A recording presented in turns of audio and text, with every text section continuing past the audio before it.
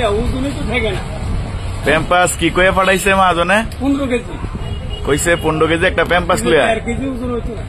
কইছে 15 কেজি একটা প্যাম্পাস লই আয়। হ্যাঁ মানে প্যাম্পাস এটা দিছি 15 কেজি হয় না।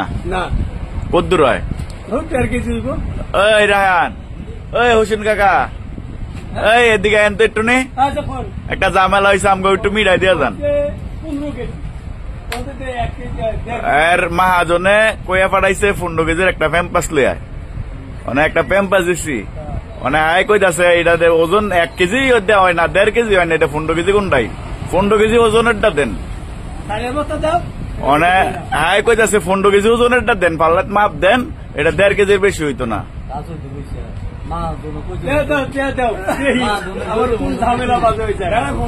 মানে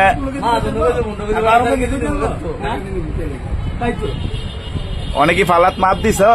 ফালাত মাপ দেন লাগতো না, আমি যে এই থেকে 15 কেজি বা 16 কেজি মা জনে কিছু কইতো না তো? না কইতো না।